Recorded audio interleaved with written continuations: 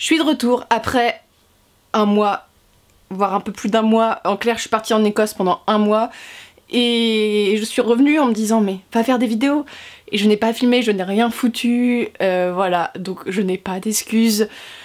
Donc je vais vous présenter ce que j'ai acheté. Je vais retirer cette casquette parce que ça fait un peu trop gangsta rap pour cette chaîne. Donc je vais vous présenter ce que j'ai acheté en Écosse en lien avec Harry Potter et le Seigneur des Anneaux.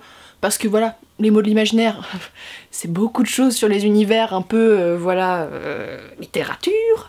Donc on commence tout de suite, il y a un peu de tout et il y a des trucs, je suis tellement contente d'avoir pu obtenir ça. Je vous dirai pas les prix parce que j'ai enlevé les étiquettes, voilà, parce qu'il y a des trucs que j'ai voulu mettre et voilà. Bon, on commence tout de suite. La première chose, c'est quelque chose que j'ai acheté chez Primark en Écosse. C'est un truc qu'on trouve aussi en France parce que je les ai vus sur des chaînes. Donc il s'agit d'une petite tirelire en fait, qui a la forme d'une choco-grenouille, qui appartient au magasin Honeydew. Payé, je crois que si on convertit, ça doit être 9 ou 10 euros. C'est assez cher pour du Primark, mais c'est de très très bonne qualité. C'est un objet qu'on aurait pu trouver au studio en fait, je pense. Elle est trop belle. Et j'aime trop parce que j'ai peu de produits Honeydew et elle est trop belle. Une tirelire, ça sert toujours, mais voilà, avec la petite grenouille, elle est trop mignonne. Ensuite, chez Primark, j'ai eu, alors je vais faire ma youtubeuse beauté dans 1, 2, 3. Si ça veut bien faire le focus. J'ai eu, voilà, une espèce de, ouais, un porte-clés Honeydew. Je l'ai eu en solde, je crois que je l'ai payé 1 livre. Chez Primark, vous pouvez avoir des petits trucs Harry Potter pour pas très cher, hein, pour 1 livre. Complétez votre collection pour pas trop vous ruiner. Toujours dans cette passion Honeydew que j'ai eu, je ne comprends pas. J'ai acheté cette petite trousse. Il y avait la trousse de toilette, mais bon, moi je suis pas très fan du rose. Tout ce qui est un peu féminin n'est pas vraiment ma tasse de thé féminin avec des guillemets, hein, parce que là on est vraiment dans le cliché. Mais c'est une petite trousse avec un pompon, voilà, que je vais sûrement me servir en trousse pour les cours. Parce que j'aime Honeydew, qu'elle est trop mignonne et je l'ai dû avoir pour 5-6 euros, donc voilà. Enfin, alors j'en ai déjà croché un.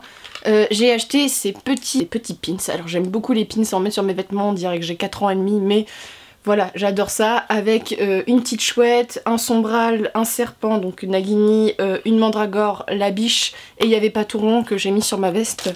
Ce qui est bien avec ces petits pins, c'est qu'on sait pas forcément que ce soit Harry Potter au début, hein, tu les mets sur ta chemise, c'est pas étiqueté. Cette fille a un problème avec Harry Potter alors qu'elle a 24 ans. Je l'ai payé 3 livres, je pense qu'ils vont sûrement être disponibles en France aussi. Ils sont vraiment de bonne qualité, mignons. On va sortir de chez Primark, je suis allée à Édimbourg pour 2 jours, et à Édimbourg, si vous passez, il y a une rue où il y a plein de magasins Harry Potter.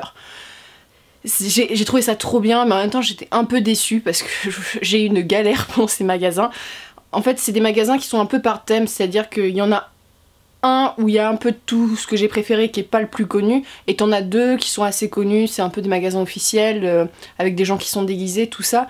Mais j'ai trouvé qu'il n'y avait pas beaucoup de produits, en fait c'est tout le temps les mêmes produits qui sont proposés, et c'est surtout très gamin, dans le sens qu'il y avait beaucoup de jouets pour enfants, il y avait très peu d'habits, et tout ce qui c'était vraiment très enfantin en fait. Ils ont pas compris qu'il y avait beaucoup d'adultes et que c'était les adultes qui dépensaient aussi de l'argent.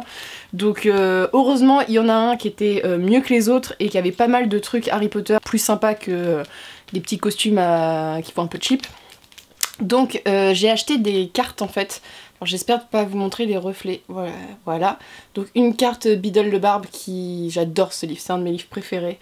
Et une carte Serre d'Aigle parce que on se refait pas, la famille avant tout. Et voilà, elles sont trop mignonnes, elles sont designées, c'est des vraies cartes. Celles-ci j'ai dû les avoir pour 5 livres, ça montait presque jusqu'à 60 ou 80 livres, il y avait des grandes, mais en clair c'est des cartes, vous savez, cartonnées, c'est de la qualité, avec des dessins officiels, même le Serdal là, c'est un dessin officiel du truc, donc c'est pas piqué des hannetons comme on peut dire. Les encadrer dès que j'aurai une maison, parce qu'on va dire que j'achète beaucoup de choses pour ma future maison, et j'ai beaucoup de bordel, j'ai pas de future maison, donc voilà, mais elles sont très belles et de très bonne qualité. Donc si vous allez à Édimbourg, je vous conseille ces boutiques, elles sont hyper célèbres, vous tapez dans le guide du routard ou des trucs comme ça, elles sont toujours citées. Et j'ai acheté, en fait c'est ma maman qui me l'a acheté pour mon anniversaire, un porte-carte The Quibbler, parce que Luna c'est mon personnage préféré. Et mon personnage préféré, oui, c'est le personnage qui me ressemble beaucoup hein, de certaines manières, même si je suis pas aussi loufoque qu'elle, il y a des côtés parfois j'y ressemble un peu. Donc voilà, quand on le déplie c'est comme ça, c'est un porte-carte. Vous savez ce qu'est un porte-carte, mais il est très sympa en plastique, comme ça prend pas la flotte, parce que je peux vous dire que l'Écosse c'est une région très humide, j'ai niqué mon permis à cause d'une averse. Voilà, donc c'est toujours bien d'avoir un porte-carte étanche, ça peut toujours servir, surtout quand voilà, vous n'avez plus de permis à cause de la pluie. Donc c'était vraiment vraiment sympa. Ils en avaient plein de gammes avec Harry Potter, détenu numéro 1, les maisons, je crois, il y avait pas mal de trucs, donc vraiment très sympa et c'est de la qualité, ça se voit. Et ah bah c'est Mina Lima, voilà, cherchez le magasin, c'est la branche de Mina Lima, donc tout ce qui est un peu produit dérivé Harry Potter, un peu officiel. Donc je vous le conseille. On va rentrer dans la partie des trucs chiants à vous montrer. Donc le premier truc, c'est un coussin serre d'aigle. J'ai trop aimé ce coussin parce qu'il fait vraiment qualité. Il est super grand, vous voyez, et le dessin est trop beau, bleu serre d'aigle, derrière il est comme ça. Ils avaient toutes les maisons, donc Serpentard était très beau aussi. Parce que bon, j'ai fait une constatation pendant... je me suis posé beaucoup de questions et en fait je pense que je suis serre d'aigle avec un peu de son Serpentard alors que je pensais pendant des années être un peu pouf souffle. Mais peut-être que le fait de traîner avec des Serpentards me change. Mais voilà, il est super beau, c'est de la bonne qualité. Je l'ai payé 20 € je crois. Et il est super confortable. En plus la housse, ça fait vraiment youtubeuse beauté, hein. Je suis désolée, hein. Même moi je m'inflige ça, c'est assez perturbant.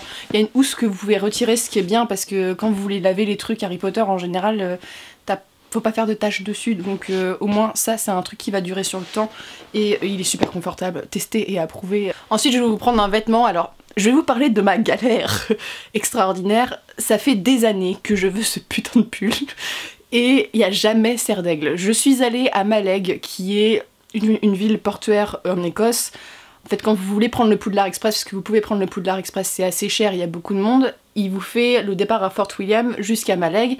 En fait, à Mallaig, on y est allé voilà, avec ma soeur pour se balader, parce que c'est très joli. Et il y avait plein de trucs Harry Potter, parce que tous les Potterheads font un peu leur voyage sacré, on en voit plein, ils sont avec leurs petites robes, tout ça, dans les rues. Ce qui est assez perturbant quand vous mangez un fish and chip et que vous levez la tête, vous faites « mais où suis-je exactement ?» Il y avait un magasin spécialisé dans Harry Potter, une petite boutique, avec, il faut dire, une personne pas très aimable à l'accueil, mais qui était très bien faite, elle était très mignonne, c'était pas trop c'était commerçant, mais vous voyez, c'était pas trop... La Warner Bros veut vendre ses produits. Vous voyez, c'était plutôt mignon. Et ils avaient pas ce pull là. Ils avaient tout en Serpentard, en Gryffondor, parce que c'est les prefs. Et maintenant les Poufsouffles avec notre cher Newt Scamander, c'est redevenu à la mode. Par contre les serre d'aigle, nous, je sais qu'on a Gilderoy Lockhart, mais c'est pas de notre faute, d'accord. Donc on n'a jamais beaucoup de produits dérivés et ils avaient pas ce putain de pull. Je suis allée à Édimbourg après. Un magasin, il y avait le pull mais pas dans ma taille. Deuxième magasin. Il y avait tous les pulls dans toutes les maisons sauf serre d'aigle et sinon c'était du S, je ne rentre pas dedans, sinon du XL et là c'était totalement, je flottais dedans. Donc je vais vous montrer ce pull parce que je l'ai trouvé après de moult recherches. Il s'agit du pull serre d'aigle de Quidditch. Donc un grand pull comme ça, avec le blason, que j'ai payé extrêmement cher, il faut dire ce qui est, je l'ai payé 90 € je crois. Ça m'a déchiré le cœur, faut dire ce qui est. C'est juste que c'est un produit qui est magnifique, hein, faut dire ce qui est, j'en rêve depuis des années. Et c'est fait en laine de mouton écossais, donc c'est pas fabriqué en Chine, tout ça, c'est vraiment fait en Écosse. Vraiment, donc ça c'est des pulls qui tiennent énormément de temps. Preuve, quand je suis allée au studio, j'ai acheté le gilet officiel Harry Potter, vous savez, serre d'aigle en pull en laine d'Écosse. On y est allé pour mes 20 ans, j'ai 24 ans, ce gilet je le traîne tout le temps, c'est un peu ma marque de fabrique, il n'a pas bougé. Donc je sais que ce produit ne va pas bouger, donc je préfère y mettre de l'argent et que je garde le pull de ma vie. Juste, les tailles étaient un peu bizarres parce que je mets du M ou du L en général, et c'est des trucs assez serrés, vous savez, c'est unisexe, donc moi, comme j'ai des hanches, je prends du L pour ces trucs-là, et en fait, le M m'allait vraiment, c'était toujours la même taille au niveau, voilà, comme ça, c'est plus la longueur qui changeait, donc si vous avez beaucoup de hanches, ça peut poser problème. Je trouvais que c'était un pull qui était plus coupé pour un mec, pour une fille, hein, faut dire ce qui est, mais il est magnifique. Donc voilà, faut que je vous le montre, ça va être un peu mon accessoire du moment pour cet hiver.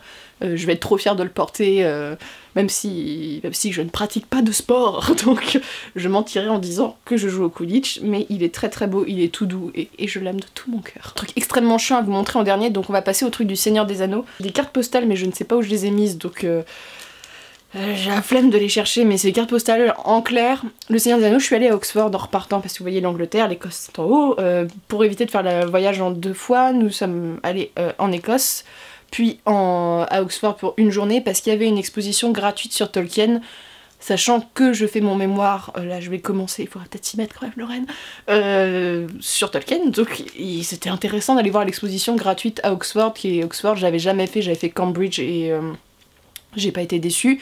Donc on a fait l'expo qui était quand même super, moi j'ai adoré, mais le truc c'est que ça dure une demi-heure, en fait il te cantonne à rester qu'une demi-heure dedans, et c'était une exposition que sur les couvertures, les travaux, en clair, je sais pas pour me vanter que je dis ça, mais c'est le côté CRDAC, vous le savez. Quand je dis ça, je fais mon dieu, mais. En clair, Tolkien, j'en lis depuis des années, j'ai lu beaucoup de choses sur lui, ce qui fait que je commence à amasser de la culture tolkienienne, je sais pas comment on dit, mais l'exposition, il y a certains trucs que j'ai appris, mais il y avait beaucoup de trucs, c'était aussi pour les gens qui ne connaissaient pas. Donc c'était bien parce qu'il y avait tout le monde, il y avait beaucoup d'enfants. Ça me faisait plaisir de voir des personnes même âgées qui étaient emmenées leurs petits-enfants voir ça, parce que bon, Tolkien c'est quand même quelque chose qui est important chez beaucoup de gens. Donc au lieu de déblatérer sur cette exposition qui était très très bien et dont je vous reparlerai sûrement dans une autre vidéo, j'ai ma soeur qui m'a offert un petit truc qu'on croche sur le frigo. C'est le dessin de Tolkien sur le Hobbit, donc son dessin à lui. Ce petit truc là, et surtout ma mère m'a offert, et ça va sûrement me servir, je suis sûre, pour mon mémoire, le livre de l'exposition, Tolkien Maker of Middle-earth.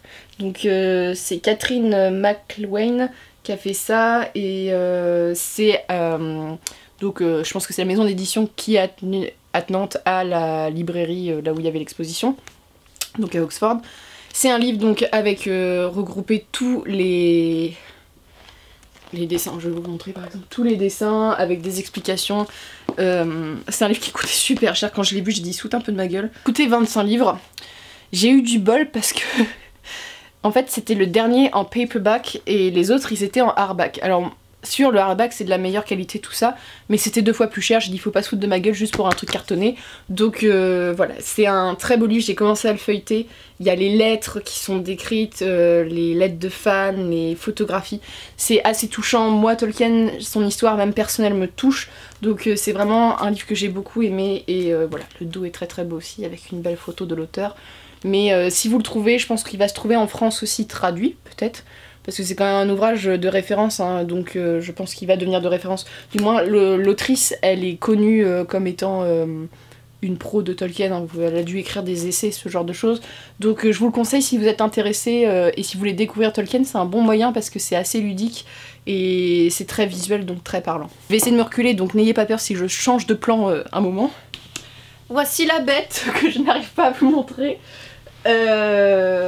Donc je me suis acheté un tableau qui fait la moitié de mon corps, donc je vais le mettre comme ça, donc avec le Poudlard Express. Donc en haut c'est la fumée, et voilà comment il est. Donc si vous voyez bien, Hagrid est quelque part caché sur le dessin, je ne sais plus où, mais vous devriez le voir à un moment ou un autre. Donc voilà, c'est un tableau magnifique que j'ai acheté à Édimbourg.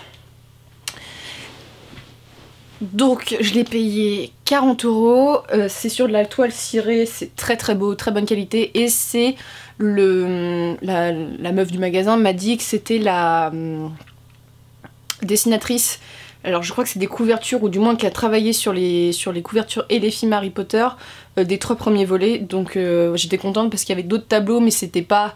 Il y avait le train, vous voyez, mais il n'y avait pas vraiment l'univers d'Harry, alors que là il y a vraiment clairement Hagrid avec son sourire aimable qui vient vers nous, donc il est magnifique, je suis très contente de l'avoir. Juste je n'ai pas de place, donc vous verrez sûrement le décor, je vais essayer de le placer où il repartira chez moi à Paris, mais on va lui trouver une petite place, donc voilà. Donc sur ce, c'est un peu la vidéo qui sert à rien, mais je voulais revenir pas avec un update lecture, voilà. j'ai pas de mots. Donc je vous laisse sur ce. N'hésitez pas à me dire si vous avez eu des petits objets Harry Potter ou ce qui vous donne envie en ce moment d'acheter Harry Potter, Tolkien, tout ça, ou si vous avez envie de parler, hein, vous n'êtes pas obligé de parler de ça. Mais je vous souhaite de très bonnes lectures et une très bonne journée.